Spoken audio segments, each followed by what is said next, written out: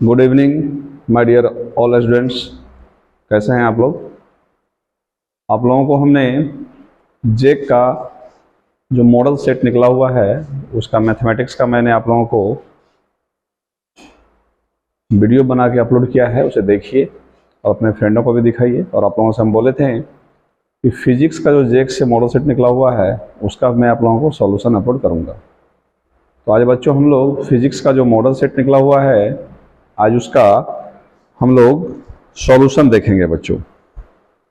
सबसे पहले दिया जाएंगे बच्चों, इसमें 40 क्वेश्चन आपसे पूछे जाएंगे और 40 मार्क्स का ही रहेगा और प्रत्येक क्वेश्चन 1 मार्क्स का रहेगा। इसमें आपको किसी भी गलत आंसर के लिए मार्क्स नहीं कटेगा, यानी नेगेटिव मार्किंग नहीं है। तो हम लोग बच्चों टाइम लेफ्ट किए बगैर हम लोग अब आते हैं अपने टॉपिक पर। तो फिजिक्स में जो बच्चों आप लोगों को है पहला क्वेश्चन, इसमें लिखा हुआ है बच्चों कि an Indian scientist who won Nobel prize for physics is. Hindi में कहते हैं बच्चे, भौतिक के लिए नोबेल पुरस्कार जीतने वाला एक भारतीय वैज्ञानिक है। वो है sir CV Raman. Sir CV Raman जिसे प्रथम भारतीय वैज्ञानिक है नोबेल पुरस्कार जीतने वाला भौतिक के लिए। और आपकी बुक में शायद इसका आंसर शीट में शायद एस.जी. भाभा दिया हुआ है, जो कि गलत है। आपका ऑप्शन नंबर डी सही होगा बच्चों, 1 का डी, सर सीवी रमन। अब 2 नंबर में आते हैं क्वेश्चन में बच्चों, लिखा हुआ है which of the following is not system of units. निम्नलिखित में से कौन इकाई प्रणाली नहीं है? तो इकाई प्रणाली आप लोग तो सिस्टम ऑफ यूनिट्स पढ़े होंगे, हमने भी पढ़ाया है आप लोगों को। MKS सिस्टम पढ़े होंगे आप लोग, SI पढ़े होंगे, CGS पढ़े होंगे। तो ये सब तो तीनों होता है बच्चों, लेकिन आपका बोल रहा है क्या कि नॉट सिस्टम ऑफ यूनिट्स। तो इसमें क्या है? डी नंबर में आपका बच्चों डेसिबल है। क्या है? डेसिबल। ये आपका ऑप्शन नंबर डी सही है 2 का। अब 3 नंबर है, लिखा है इन SI सिस्टम और फंडामेंटल यूनिट्स आर। आप लोग जब 11 में पढ़ रहे थे, जब ऑफलाइन क्लास में आप लोगों को पढ़ा रहे थे, तो SI यूनिट के बारे में बताए थे बच्चों और डिटेल से, और बताए थे इसका 7 फंडामेंटल यूनिट्स होता है, 7 इसका मौलिक इकाइयां होती है। तो कौन कौन होता है?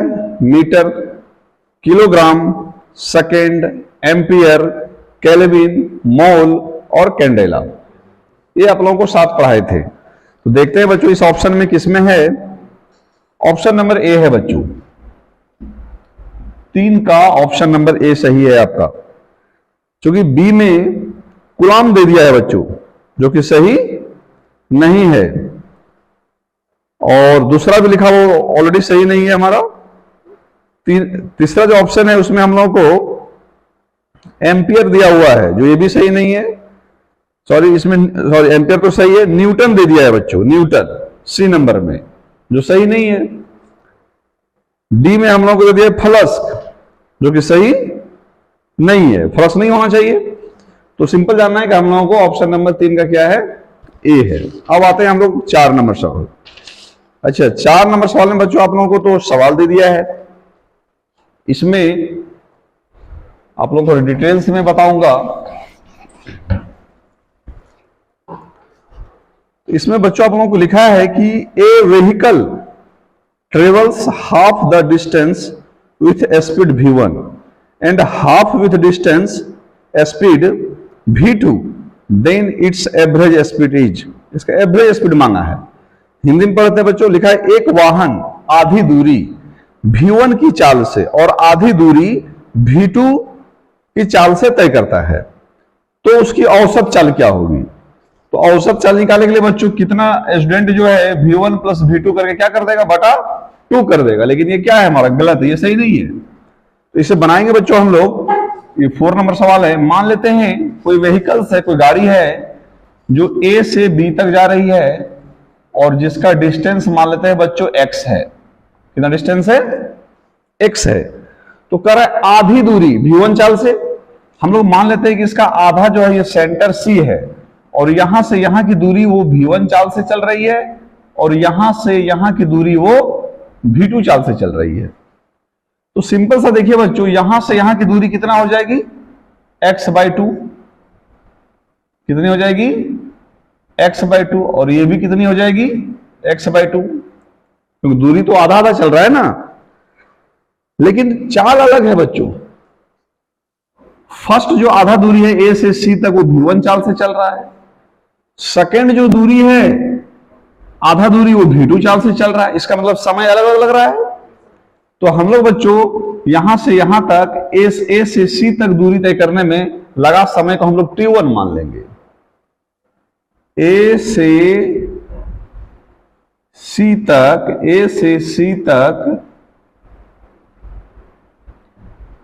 दूरी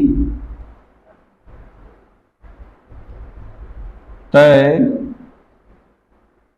करने में लगा समय क्या ले लेंगे बच्चों? हम लोग t1 ले लेंगे। तो इसी प्रकार से ये जो C से BC के लिए, C से B के लिए क्या ले लेंगे बच्चों? हम लोग t2 ले लेते हैं, t1 और t2 समय ले लेते हैं हम लोग। चलिए ठीक है। तो हम लोग औसत चाल का बच्चों फॉर्मूला क्या पढ़े हैं? आप लोग बताइए। एवरेज स्पीड, औसत चाल, यही ना हुआ? एवरेज स्पीड फॉर्मूला क्या पढ़े हैं बच्चों हम लोग? कुल दूरी बटे कुल समय, कुल दूरी बटे कुल समय, total distance by total time. तो टोटल डिस्टेंस तो बच्चों x है हमारा, उसको माने हुए थे, x टोटल डिस्टेंस माने हुए थे। और कुल समय यहां से यहां लगाया बच्चों t1 लिए हुए हैं हम लोग, और यहां से यहां के लिए t2 लिए हुए हैं। तो आप इसको t1 प्लस t2 लिख सकते हैं बच्चों। अब है क्या, आप t1 आपको निकालना है। तो t1 कैसे निकलेगा बच्चों आप लोगों को? हम लोग फॉर्मूला जानते हैं बच्चों, समय बराबर क्या होता है? दूरी बटे चाल, डिस्टेंस बाय स्पीड, यही ना, डिस्टेंस बाय स्पीड। तो हमारा पहला समय के लिए हो जाएगा, दूरी कितना हो जाता है बच्चों? x/2, और चाल हम लोग को कितना दिया हुआ है? v1। तो ये हमारा क्या हो गया? x/2 v1। इसी प्रकार से t2 क्या हो जाएगा बच्चों? x2/v2, और ये हो जाएगा बच्चों आप लोगों को 2v2। तो हमारा क्या निकल गया? t1 t2 का मान निकल गया। अब इस t1 t2 का मान हम लोग औसत चाल के फॉर्मूला में यहां लिख देना है, यह हम लोगों को। इसको समीकरण 1 मान लीजिए बच्चों। अब समीकरण 1 से क्या कीजिएगा?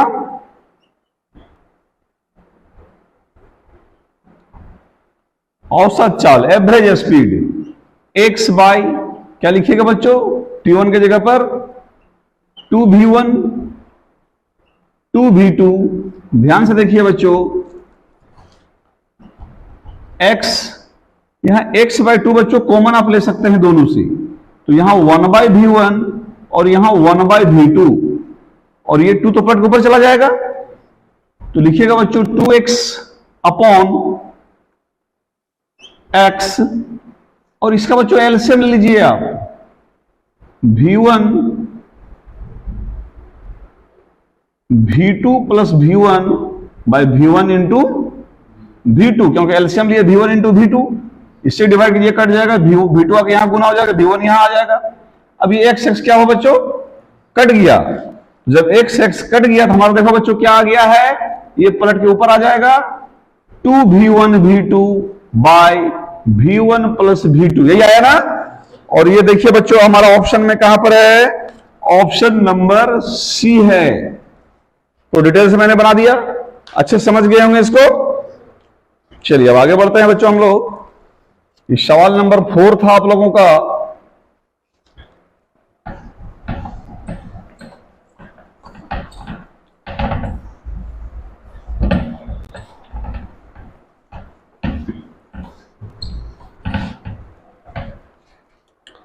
अब बच्चों है 5वां नंबर क्वेश्चन लिखा है बच्चों कि which of the following can be used to describe how fast an object is moving along with the direction of motion at a given instant of time।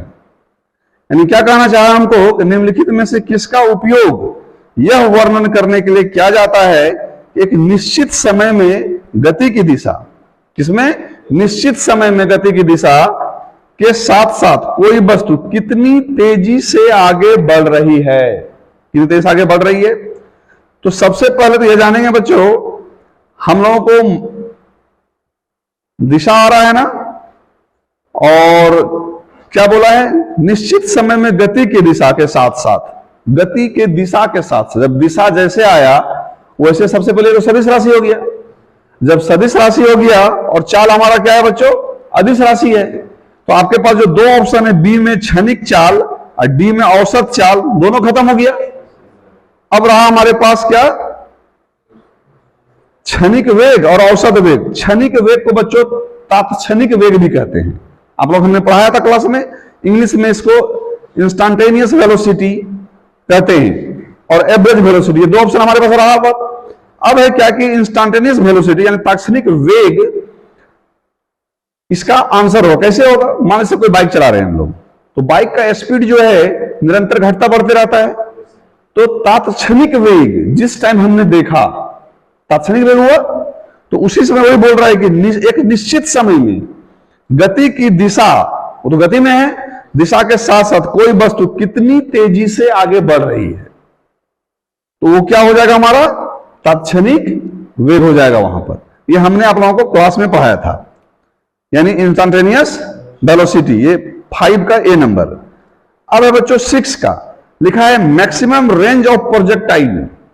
ये आप लोग जब प्रोजेक्टाइल मोशन, प्रक्षेप गति जब पढ़ा रहे थे आप लोगों को, तो वहां पर ये हमने आप लोगों को पढ़ाया था। प्रक्षेप गति बच्चों जब पढ़ा रहे थे तो वहां आप लोगों को हमने पढ़ाया था।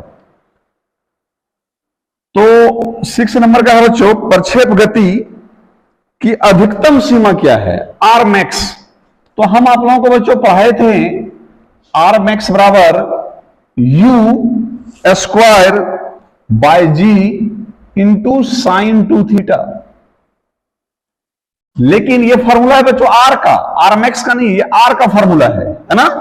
तो वहां आप लोग हमने पढ़ाया था कि इसको मैक्सिमम, आर मैक्सिमम होने के लिए साइन 2 थीटा 1 होना जरूरी है। साइन 2 थीटा 1 होना जरूरी, किसके लिए, आर मैक्सिमम के लिए। तो हम लोग यहां से देखेंगे ये मैक्सिमम कब होगा, तो बच्चों ये आप साइन 90 डिग्री लिख सकते हैं इसको, तो साइन साइन कैंसिल हो जाएगा, 2 थीटा इक्वल टू 90 डिग्री, और इससे बच्चों इसे आप काट देते हैं तो थीटा कितना हो गया बच्चों।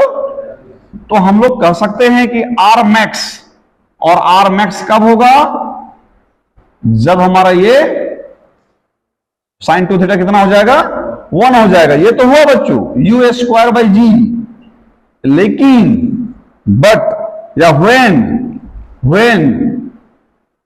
थीटा कितना डिग्री होना चाहिए बच्चों, 45 डिग्री। जब 45 डिग्री होगा तो हमारा प्रक्षेप क्या होगा, ये जो है मैक्सिमम रेंज, ये मैक्सिमम रेंज क्या हो जाएगा बच्चों हमारा, u square by g when, जब थीटा बराबर 45 डिग्री। कहां है ऑप्शन, है आपका ऑप्शन नंबर ए आपका सही है। कोई दिक्कत, चलिए अब हम आगे बढ़ते हैं बच्चों। सवाल नंबर 7 दिया हुआ है बच्चों आप लोगों को, इंग्लिश में है, a body travels along the circumference of a circle of radius 2 metre. कहता है बच्चों एक बॉडी ट्रेवल्स कर रहा है along the circle, है ना, along the circumference of a circle of radius 2 metre. लिखा है with a linear velocity of कितना, 6 मीटर पर सेकेंड। कहता है then its angular velocity।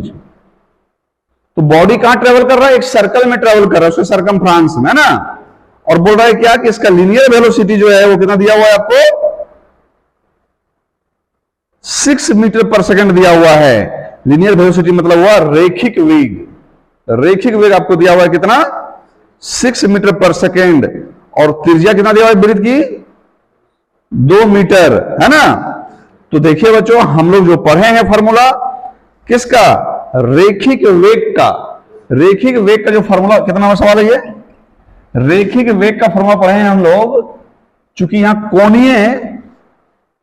कोणीय वेग भी है ना, तो रेखिक वेग और कोणीय वेग यानी लीनियर वेलोसिटी और एंगुलर वेलोसिटी के बीच में जो रिलेशन है, संबंध है, वो क्या है, v equal to omega R. अब मांगा हमसे क्या है, कोणीय वेग, कोणीय वेग मांगा है ना, और कोणीय वेग यानी ओमेगा इक्वल टू कितना, v बाय आर। और v बच्चों कितना दिया हुआ है हम लोगों को, 6 दिया हुआ है। v कितना दिया हुआ है, 6 दिया हुआ है, और ये कितना दिया हुआ है हमारा, 2 दिया हुआ है ना, 2। ये कट गया, कितना निकला बच्चों, 3। चूंकि कोणीय क्या है, कोणीय वेग है ना, तो कोणीय वेग का यूनिट जो होता है बच्चों क्या होता है, रेडियन पर, ठीक है। तो ये हमारा रेडियन पर सेकेंड, देखिए तो किसमें है, ऑप्शन नंबर बी में है। आपका ये बी हो गया इसका ऑप्शन नंबर। ये लीनियर वेलोसिटी दिया हुआ था बच्चों और रेडियस दिया हुआ था, समझ गए होंगे। ये क्लास में हम आप लोगों को पढ़ाए हैं। चलिए 7 नंबर सवाल हो गया। अब 8 नंबर सवाल कर रहा है, acceleration is which type of physical quantity. तो एक्सेलरेशन का क्या होता है फॉर्मूला, बताइए। एक्सेलरेशन का change in velocity by change in time. तो वेलोसिटी है अपॉन टाइम है, तो यहां हमारा क्या है, ये एक वेक्टर क्वांटिटी है। किस टाइप की क्वांटिटी है, वेक्टर क्वांटिटी है, यानी कि यह सदिश राशि है। तो हमारा 8 नंबर का कौन सा हो गया ऑप्शन बच्चों, ए। चलिए ठीक है। अब 9 का आ जाइए। 9 का बहुत मजेदार सवाल है। बोल रहा है क्या कि एक विद्यार्थी कुछ समीकरण का अध्ययन करता है, यानी a student study some equations, power equal to W by time, यानी कि work by time, force equal to mass into acceleration, velocity equal to displacement by upon time. How many vector quantities are content in the equation. यानी कहना यह चाहा बच्चों कि एक विद्यार्थी कुछ समीकरण का अध्ययन करता है, शक्ति बराबर कार्य बटे समय, बल बराबर द्रव्यमान गुना त्वरण, और वेग बराबर विस्थापन बटे समय। तो हम लोग क्या देख रहे हैं बच्चों यहां पर कि द्रव्यमान गुना त्वरण जो है ये हमारा क्या है, सदिश राशि है, और ये वेग भी हमारा क्या है, एक सदिश राशि है। तो बोल रहा है इसमें कई दो सदिश राशि है इस समीकरण में। शक्ति तो हमारा अदिश राशि है, तो यहां हो गया 2 गो अदिश हो गया, तो ऑप्शन नंबर हो गया बी, 2 गो सदिश हो गया। एक अदिश है, 2 सदिश है, तो यहां हमारा ऑप्शन नंबर हो गया क्या बच्चों, बी, यानी जिसमें 2 लिखा हुआ है। चलिए आगे बढ़ते हैं हम लोग। 10 नंबर में लिखा हुआ है क्या कि the shake of water from wet cloth, गीले कपड़े को सुखाने के लिए, है ना, the shake of water from wet cloth, it is common to give it a sudden jerk.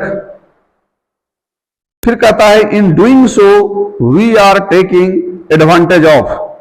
कह रहा है गीले कपड़े को सुखाने के लिए उसे अचानक झटका लगाना आम बात है। हम लोग नहीं कपड़ा वपड़ा खींचते हैं गमछी उमछी और ऐसे झाड़ते हैं, नहीं झाड़ते हैं, मोजे को साफ करके हम लोग क्या करते हैं, ऐसे से झाड़ते हैं। तो ऐसे झाड़ते हैं तो क्या होता है, ऐसा करने में हम किसका लाभ उठाते हैं। तो देखिए हम लोग मान लें कोई कपड़े को ऐसे करके झाड़ते हैं, जिसमें कपड़ा धोए रहते हैं हम लोग, गमछी वगैरह देखिए नहाते वक्त हमें प्राय गंजी उंजी गमछी उमछी सब धोते हैं। तो उस समय क्या करते हैं हम लोग, उसको ऐसे पहले तो निचोड़ लेते हैं, फिर क्या करते हैं हम लोग, फिर झाड़ते हैं। तो उसमें पानी जो है वो तो विरामावस्था में है, पानी जो गमछी में लगा क्या है, विरामावस्था में है। लेकिन जैसे हम झटका देते हैं पानी क्या होता है, बाहर निकलता है ना। तो बाहर किस कारण से निकलता है, चूंकि वह पानी विरामावस्था में ही रहना चाहता है, वह पानी विरामावस्था में ही रहना चाहता है। झटका के कारण क्या होता है, वो बाहर आ जाता है। हम लोग क्या बोले हैं, न्यूटन का पहला नियम क्या है कि वह वस्तु जो विरामावस्था में रहे वह तब तक विरामावस्था में रहेगा जब तक उस पर कोई बाह्य बल कार्य ना करे। यानी कोई ऐसा जो है ऑब्जेक्ट वो तब तक रेस्ट के पोजीशन में रहना चाहेगा जब तक कि कोई उस पर एक्सटर्नल फोर्स वर्क नहीं करे, या फिर कोई वस्तु जो गतिशील है वह तब तक गतिशील रहेगा जब तक कोई उस पर बाह्य बल आकर के नहीं लगे। तो वो तो पानी क्या था, उसमें विरामावस्था में था, जैसे झटका दिए तो क्या हो गया, वो विरामावस्था में रहना चाहा लेकिन झटका करने बाहर आ गया, तो क्या हो गया, ये कौन सा नियम को फॉलो कर रहा है, न्यूटन गति का पहला नियम को, Newton first law of motion. कोई दिक्कत? तो 10 का बच्चों ये हो गया आपका ऑप्शन नंबर ए, सही हो गया। चलिए अब देखते हैं नेक्स्ट क्वेश्चन।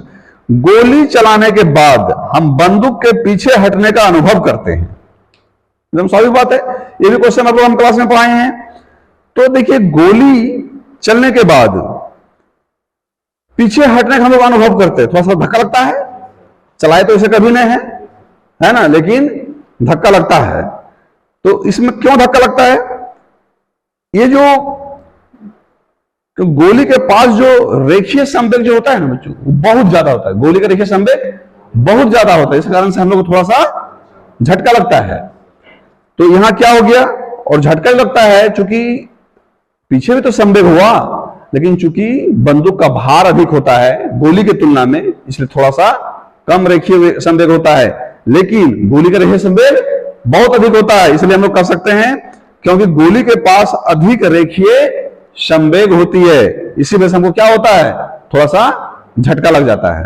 तो ऑप्शन नंबर कौन सा है, 11 का बी, ये सही है बच्चों। अब हम लोग आगे बढ़ते हैं। चलिए फिर से न्यूमेरिकल्स आ गया बच्चों आप लोगों के लिए। 12 नंबर सवाल है, लिखा है क्या, एक mass, the mass of a body is 2 kg, it weight is, कह रहा है क्या कि एक पिंड का द्रव्यमान 2 किलो है, तो इसका भार कितना होगा। एक पिंड का द्रव्यमान 2 किलो है तो इसका भार कितना होगा। हम लोग जानते हैं बच्चों, यहां हम लोगों को एम दिया हुआ है 2 kg, और हम लोग को निकालना क्या है, डब्ल्यू निकालना है। डब्ल्यू मीन्स वर्क नहीं समझिएगा, वेट, क्या निकालना है हम लोगों को, वेट निकालना है, वेट। और हम लोग पढ़े हैं डब्ल्यू बराबर क्या होता है, एम जी, डब्ल्यू बराबर एम जी होता है बच्चों। तो एम हुआ 2 और जी हुआ कितना 9.8, जब गुना कर देंगे हम लोग 19.6, चूंकि वेट है ना, क्या बच्चों ये हमारा वेट है, तो क्या हो गया, न्यूटन हो गया। चलिए तो ये आपका कहां है, ऑप्शन में कहीं है क्या, ए नंबर ऑप्शन है, यानी 12 का हो गया आपका ऑप्शन नंबर ए। अच्छे समझ गए होंगे इसे आप लोग, क्योंकि ये आपको मास दिया हुआ, द्रव्यमान दिया हुआ था, और हमको बोला वजन निकालने, क्या दिया हुआ था हम लोगों को, मास दिया हुआ था, और बोल रहा था हम लोग क्या निकालने के लिए, भार निकालने के लिए, यानी द्रव्यमान दिया और भार निकालना है। तो डब्ल्यू बराबर हम लोग एम जी फॉर्मूला पढ़े हैं क्लास में, आप लोग हमने पढ़ाया था। तो ये हमारा एम है और जी का मान रख दिए, ठीक है।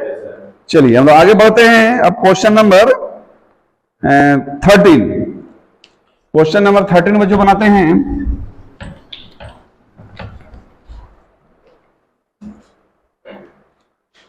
लिखा है, a passenger in a moving bus is thrown forward when the bus is suddenly stopped, this is explained. अब ध्यान सुनिए, हम लोग बस में बैठे रहते हैं, बस में सभी सफर किए हैं, अचानक से ब्रेक लगा, हम लोग आगे तरफ झुक जाते हैं, क्यों झुकते हैं, है ना। अचानक से हम लोग क्या होता है कि हमारा ये जो कमर जहां लोग बैठे रहते हैं, ये तो मेरा विरामावस्था में रहता है, तो ये तो उसी अवस्था में रहना चाहेगा, इसी वजह से हम लोग क्या होता है, जब ब्रेक लगाता है तो हम लोग आगे की तरफ झुक जाते हैं, क्योंकि ये विरामावस्था में ही रहना चाहता है। तो ये किसमें, ये कौन सा नियम को फॉलो करते हैं, न्यूटन गति का, न्यूटन गति का पहला नियम को फॉलो करता है, क्योंकि तो विरामावस्था में है, वो तो एक्सटर्नल फोर्स लग गया, हमको धक्का मार दिया, बाह्य बल लग गया। तो यहां क्या हो जाएगा, न्यूटन गति का पहला नियम के द्वारा। चलिए हो गया। अब लोग आगे बढ़ते हैं बच्चों। 14 नंबर कह रहा है कि, अच्छा इसका ऑप्शन नहीं बताएं, 13 का ऑप्शन कौन सा हो जाएगा, 13 नंबर का ऑप्शन एक करेक्ट हो जाएगा। अब 14 नंबर देखिए बच्चों, लिखा है आप लोगों को, conservation momentum in A collision between particles can be understood from, conservation momentum in A collision between particles can be understood from, क्या कहना चाह रहा है बच्चों, कि कणों के बीच टक्कर में संवेग संरक्षण नियम से समझा जा सकता है ना। तो दो कण मानते बच्चों, ये कण है और ये कण है, एक दूसरे से क्या हुआ, ये कॉलिजन हो गया, टकरा गया, है ना, ऐसे करके टकरा गया। तो जब कोई दो टकराएगा तो ये भी इसको धक्का मारेगा, एक कण ये भी कण इधर धक्का मारा, ये भी कण इधर धक्का मार रहा है। जब दोनों कण ऐसे करके तो टकरा गया तो ये भी इसको धक्का मारा, ये भी इसको धक्का मारा, एक दूसरे विपरीत प्रतिक्रिया हुआ। जब प्रतिक्रिया हुआ तो न्यूटन ने तीसरा नियम फॉलो किया, लेकिन बल भी तो लगाया, ये इस पर आरोपित बल लगाया, ये भी इस पर बल लगाया, आरोपित बल लगाया। तो हम लोग पढ़े हैं F बराबर संवेग संरक्षण में परिवर्तन, संवेग में परिवर्तन, ये ना पढ़े हैं, संवेग में परिवर्तन की दर, संवेग में परिवर्तन की दर हम लोग पढ़े हैं किसके बराबर, बल के बराबर। तो यहां तो संवेग भी है ना। और संवेग के बारे में हम लोग किसमें पढ़े हैं, न्यूटन गति का दूसरा नियम में पढ़े हैं ना। हम लोग संवेग के बारे में पढ़े न्यूटन गति का दूसरा नियम में। ये जो कंजर्वेशन मोमेंटम हम लोग कहां पढ़े हैं, न्यूटन सेकंड लॉ में। तो यहां क्या हो जाएगा, सेकंड लॉ और थर्ड लॉ दोनों काम कर रहा है यहां पर, सेकंड लॉ और थर्ड लॉ दोनों। तो सेकंड क्यों कर रहा है, क्योंकि हमको वहां फोर्स लग रहा है ना, एक दूसरे पर बल क्या कर रहा है, आरोपित कर रहा है। तो ये क्या है हमारा संवेग में परिवर्तन की दर, ये ना है, ये बल फॉर्मूला होता है बच्चों। तो आपका ये ऑप्शन नंबर कौन सा हो गया, डी हो गया, ऑप्शन नंबर हो गया डी, ये सही हो गया। चलिए इसे मिटाते हैं अब। चलिए बहुत अच्छा सा क्वेश्चन है इसमें। आइए बच्चों 15 नंबर कह रहा है a block of mass m is placed on a flat surface. कह रहा है क्या कि एक सतह है, फ्लैट सरफेस है, यहां पर एक ब्लॉक रखा गया है, एक ब्लॉक, ठीक है, एक पिंड को रखा गया है जिसका द्रव्यमान कितना दिया हुआ है बच्चों हम लोगों को, कैपिटल M दिया हुआ है। कितना दिया हुआ है, कैपिटल M द्रव्यमान दिया हुआ है। कह रहा है एक force is applied to move it parallel to the surface. कहता है एक फोर्स इसमें अप्लाई कर रहा है, एक बल इसमें लगा रहा है, किसके, इस सतह के समानांतर, इस सतह के समानांतर एक बल लगा रहा है। तो मान लेते हैं वो कोई एक बल है जो P लगा रहे हैं इधर, हम लोग P मान सकते हैं, F मान सकते हैं। कौन सा बल लगा रहे हैं इधर हम लोग, कोई P बल एक लगा रहे हैं। तो चूंकि सतह में तो घर्षण उत्पन्न होगा ना, खींचेंगे तो इसके विपरीत दिशा में भी तो घर्षण बल लगेगा, है ना। तो हम लोग क्या करेंगे यहां पर, तो कह रहा है कि the frictional force F developed is proportional to, किसके प्रोपोर्शनल में डेवलप होगा ये। तो हम लोग अच्छी तरह जानते हैं बच्चों कि घर्षण का प्रथम नियम जो हम लोग पढ़े हैं, फर्स्ट लॉ ऑफ फ्रिक्शन, वो पढ़े हैं हम लोग F equal to mu R. क्या पढ़े हैं बच्चों हम लोग, F equal to mu are.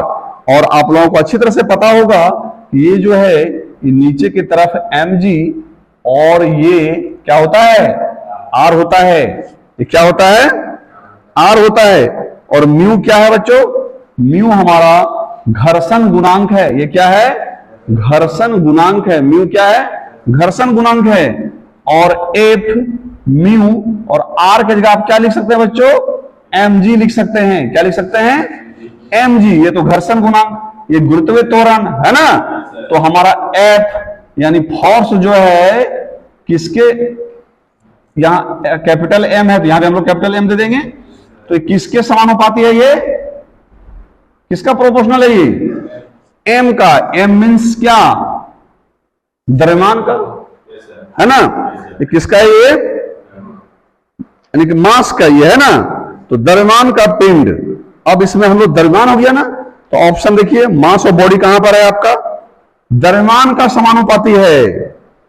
कहां पर है इसमें, frictional force develop is proportional to the mass of body. B number आपका ऑप्शन है, मास ऑफ बॉडी। कितना नंबर ऑप्शन है आपका, यानी कि पिंड का द्रव्यमान के वो क्या है, समानुपाती है। क्लियर हो गया। चलिए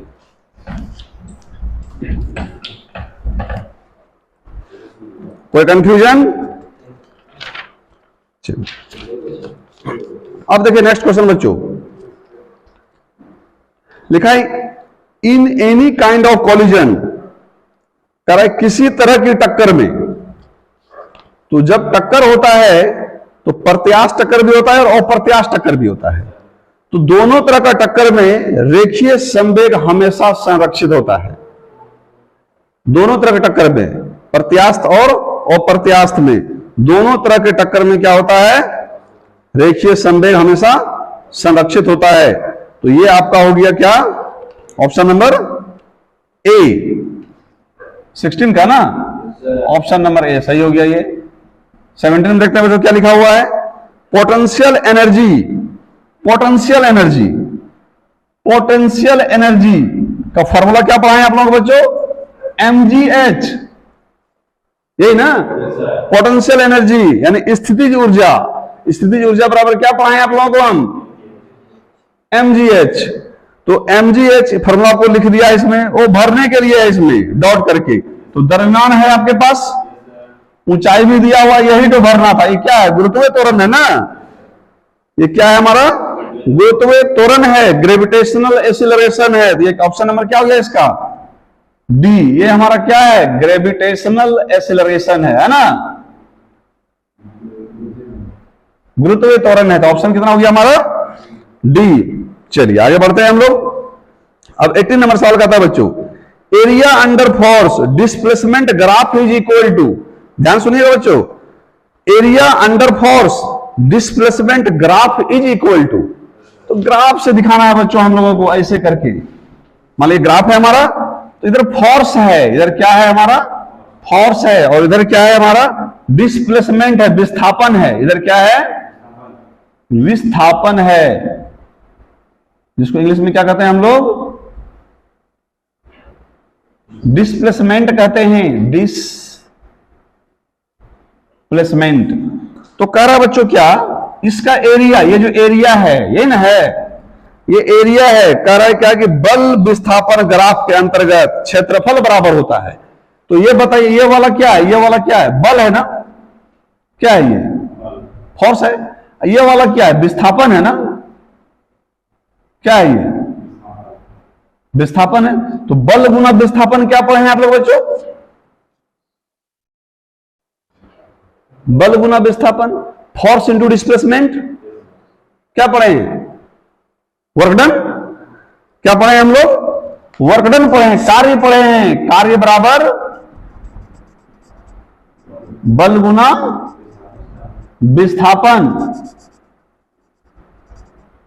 बोले कि सर यहां आप कैसे लिख दिए, क्योंकि हमको तो एरिया बोला था ना, और एरिया, एरिया मतलब क्षेत्रफल। क्षेत्रफल आप लोग क्या जानते हैं, लंबाई गुना चौड़ाई। तो लंबाई यहां कौन काम कर रहा है, बल, और चौड़ाई कौन काम कर रहा है, विस्थापन। तो क्षेत्रफल बोल रहा है एरिया, तो बल गुना विस्थापन, लंबाई गुना चौड़ाई, वर्क डन, कार्य। ये तो जानते हैं। तो आपको कहां ऑप्शन में है क्या, ऑप्शन नंबर सी है, वर्क डन। ऑप्शन नंबर कितना नंबर सवाल बता रहे थे बच्चों हम, 18 नंबर बता रहे थे, और ये हो गया ऑप्शन नंबर सी, कार्य, वर्क डन। कोई दिक्कत, चलिए अब 19 नंबर क्वेश्चन। 19 नंबर क्वेश्चन बच्चों क्या है, torque acting on a body is the rational analogy. Torque acting on a body is the rational analog of, क्या रहा है, मास है, फोर्स है, वेलोसिटी है, काइनेटिक एनर्जी है। तो सिंपल से देखिएगा बच्चों, हिंदी वाले को बोल देते हैं, किसी पिंड पर लगने वाला टॉर्क किसका घूर्णी अनुरूप है, टॉर्क। और टॉर्क को हम लोग क्या कहते हैं, टॉर्क को हिंदी में बोलते हैं बलाघूर्ण। क्या बोलते हैं, बलाघूर्ण, यानी बल लग रहा है। तो ऑप्शन में देखिए बच्चों, द्रव्यमान है, वेग है, बल है, गतिज ऊर्जा है, तो कौन सा आ जाएगा, ऑप्शन नंबर बी, बल, बल के अनुरूप है। तो ऑप्शन नंबर ये हो गया 19 का बी। कोई दिक्कत, अब आ जाइए 20 में बच्चों, ये भी अच्छा क्वेश्चन है। लिखा है which physical quantity is represented by the product of momentum of inertia and the angular acceleration. अच्छा, मोमेंटम ऑफ इनर्शिया किसको बोलते हैं आप लोग, आई को ना, किसे बोलते हैं, आई को ना, आई होता है मोमेंटम ऑफ इनर्शिया, ध्यान सुनिएगा बच्चों। इनटू बोल रहा है इसको एंगुलर एक्सीलरेशन, तो एंगुलर एक्सीलरेशन तो अल्फा होता है, ये आप लोग हमने पढ़ाया है, और ये होता है बच्चों टॉर्क के बराबर। किसके बराबर होता है? टॉर्क के बराबर। ये देखिए ये कौन सा काम, टॉर्क हमारा फोर्स का एक्चुअली है, फोर्स के जगह पर टॉर्क आ जाता है, और मास के जगह पर क्या आ जाता है? मोमेंट ऑफ इनर्शिया आ जाता है। और फॉर्मूला जो पढ़े हम लोग F इक्वल टू ma, ये एक्सीलरेशन की जगह पर यहां पर आ जाता है हमारा एंगुलर एक्सीलरेशन आ जाता है। तो हम लोग क्या देख रहे हैं बच्चों, यहां पर क्या बोला हम लोगों को? जड़त्व आघूर्ण और कोणीय त्वरण के गुणनफल, जड़त्व आघूर्ण और कोणीय त्वरण के गुणनफल बराबर क्या? टॉर्क, यानी बल आघूर्ण क्या हो जाता है? टॉर्क। तो इसमें ऑप्शन कहां पर है? ऑप्शन नंबर बी, ये आपका सही है। चलिए अब हम आगे बढ़ते हैं, 21 नंबर सवाल देखते हैं बच्चों। लिखा है if a body is rotating about an axis passing through its center of mass, then its angular momentum is directed along its। अब देखना बच्चों यहां क्या बोला है, बोल रहा है क्या कि एक ऐसे रोटेट कर रहा है, कैसे रोटेट कर रहा है? ऐसे रोटेट कर रहा है ना, और ये जो हमारा है सेंटर ऑफ मास, तो राइट हैंड रूल बाबू इसमें लगता है, राइट हैंड रूल आप लोग को पढ़ाए थे ना, ऐसे थंब करके हम ऐसे घूम रहे हैं, ऐसे, तो ऐसे घूम रहा है ये। तो ये जब ऐसे घूमता है तो कह रहा है क्या कि if a body rotating about an axis passing through its centre of mass, then its angular momentum is directed along it. यानी कि यदि कोई पिंड अपने द्रव्यमान के केंद्र से गुजरते हुए एक अक्ष पर घूम रहा है, एक अक्ष पर घूम रहा है ना, एक अक्ष पर घूम रहा है, ये अक्ष है, इस पर घूम रहा है, करे तो इसका कोणीय संवेग किस दिशा में है? तो कोणीय संवेग किस दिशा में होगा बच्चों? हम क्या बोले हैं? डायरेक्शन, ऐसे बोले हैं। ये कोणीय संवेग क्या होगा? इसी घूर्णन की धुरी पर होगा। कहां होगा? घूर्णन की धुरी पर। तो सुनिएगा बच्चों, चाहे रोटेट ऐसे करे एंटी क्लॉकवाइज, चाहे करे क्लॉकवाइज करे, फिर भी हमारा क्या हो जाएगा? तो क्लॉकवाइज करके हम ऐसे उल्टा देंगे हाथ को इसके सीधा में, तो ऐसे, तो इसी पर मेरा घूर्णन की धुरी पर ही क्या करेगा? दिशा में कोणीय संवेग, इसका कोणीय संवेग किस दिशा में होगा? घूर्णन की धुरी, यानी एक्सिस ऑफ रोटेशन। कहां होगा? एक्सिस ऑफ रोटेशन होगा, यानी ऑप्शन नंबर डी ये सही है हमारा। चलिए आगे बढ़ते हैं हम लोग।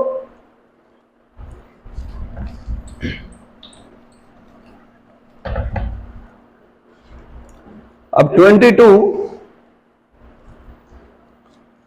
22 नंबर हम लोग देख रहे हैं बच्चों।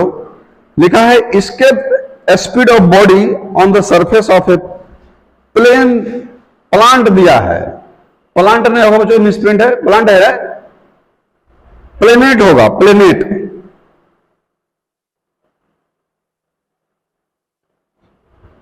प्लांट दिया है ना, प्लांट मीन्स पौधा होता है? प्लांट दिया है ना, प्लेनेट होगा, प्लांट बाय मिस्टेक मिसप्रिंट है। कि escape speed of body on the surface of a planet does not depend on, किस पर डिपेंड नहीं करता है? Mass of the planet, radius of the planet, mass of the body, और चौथा option क्या है बच्चों हम लोगों के पास? ग्रेविटेशनल कांस्टेंट, किस पर जो है वह डिपेंड नहीं करता है। तो हिंदी में कहते हैं बच्चों, किसी ग्रह की सतह पर पिंड की पलायन गति निर्भर नहीं करती है ना। तो पलायन गति आप लोगों को ये हम पढ़ाए हैं बच्चों, VE इक्वल टू, फॉर्मूला बताएं आप लोगों को, 2gm अपॉन r, ये बताए हैं। और एक फॉर्मूला बताए थे बच्चों आप लोगों को, इसका 2gr, ये बताए थे। तो ध्यान से देखिएगा बच्चों, यही है पलायन वेग, एस्केप वेलोसिटी है ना, एस्केप वेलोसिटी यही है, पलायन वेग ये है। तो किस पर निर्भर करता है? देखिए तो ये वाला जी क्या है? ग्रेविटेशनल कांस्टेंट है कि नहीं, गुरुत्वीय नियतांक है, जो ऑप्शन नंबर डी में है। बोल रहा है किस पर निर्भर नहीं करता है, तो इसका मतलब गुरुत्वीय स्थिरांक पर निर्भर करता है, ग्रेविटेशनल कांस्टेंट पर निर्भर करता है, यानी डी ऑप्शन नहीं होगा। अब ग्रह की त्रिज्या आर क्या है बच्चों? त्रिज्या है, तो उस पर भी निर्भर कर रहा है, वो भी ऑप्शन नहीं होगा। ग्रह का द्रव्यमान, ये m क्या है बच्चों, द्रव्यमान है, इस पर भी निर्भर कर रहा है, यानी वो भी नहीं होगा। अब दिया पिंड का द्रव्यमान, देखिए बच्चों ये कैपिटल M जो होता है ना, ये ग्रह का द्रव्यमान होता है। अब पिंड के द्रव्यमान के लिए स्मॉल m का यूज करते हैं, किसके लिए, पिंड के द्रव्यमान के लिए, किसी ऑब्जेक्ट के मास के लिए हम लोग स्मॉल m का यूज करते हैं। स्मॉल m है कहीं पर फॉर्मूला में, नहीं है, यानी पिंड का द्रव्यमान पर निर्भर नहीं करता है। तो ये आपका 22 का ऑप्शन नंबर कौन सा हो गया बच्चों, सी। चलिए कोई दिक्कत, अब आगे बढ़ते हैं हम लोग। 23 कर रहा है, क्या कहता है, acceleration due to gravity on the earth surface. करे acceleration due to gravity on the earth surface. तो अर्थ जो होता है बच्चों इलिप्टिकल होता है, कैसा होता है, हम लोग को अलग बात है, पढ़ाया जाता है कि यह स्फेरिकल होता है, गोल होता है ना, लेकिन एक्चुअली हमको केपलर्स लॉ में हम लोग पढ़े हैं, ये कैसा होता है, इलिप्टिकल होता है, ऐसा होता है। और यहां होता है इक्वेटोरियल लाइन, इस लाइन को हम लोग क्या, कौन सा लाइन कहते हैं, इस लाइन को इक्वेटोरियल लाइन कहते हैं, और इसको हम लोग कहते हैं पोल। ये वाले क्या कहते हैं बच्चों हम लोग, पोल। तो यहां पर जो गुरुत्वीय त्वरण होता है, यानी कि ग्रेविटेशनल एक्सेलरेशन, यहां से धीरे धीरे जैसे ऊपर बढ़ते जाएंगे बच्चों, पोल के पास आएंगे तो बढ़ते जाएगा जी का मान, पढ़ रहे थे ना वाला, ये जी का मान बढ़ते जाएंगे, और जी का मान जब बढ़ते जाएगा तो मैक्सिमम मान यहां पर कहां पर होगा, पोल पर, ध्रुव पर अधिकतम मान होगा किसका, गुरुत्वीय त्वरण का, है ना, यानी ग्रेविटेशनल एक्सेलरेशन का। तो यहां क्या दिया होगा ऑप्शन में, मैक्सिमम एट पोल, यानी ऑप्शन नंबर ए, ये हमारा ऑप्शन नंबर ए मेरा सही हुआ, मैक्सिमम एट पोल, यहां अधिकतम होगा, ठीक है।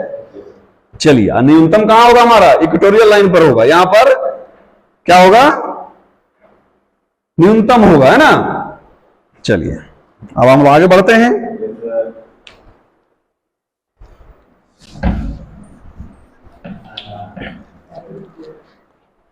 कितने मिनट का वीडियो बन चुका है देखिएगा जरा आप लोग, कहीं लंबा तो नहीं जाएगा।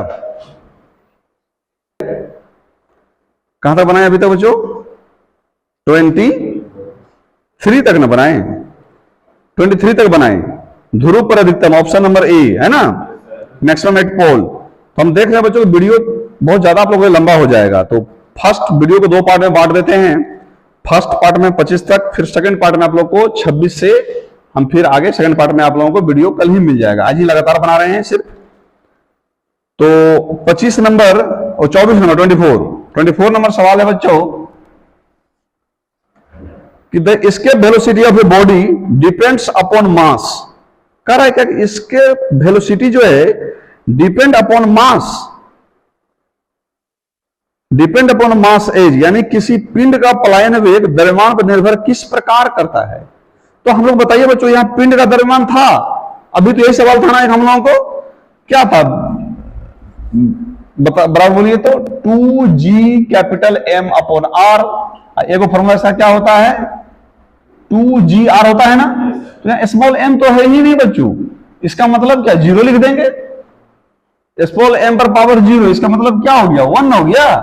तो इस पर हम लोग को ऑप्शन में कहां पर है, ऑप्शन नंबर ए है बच्चों, ठीक है।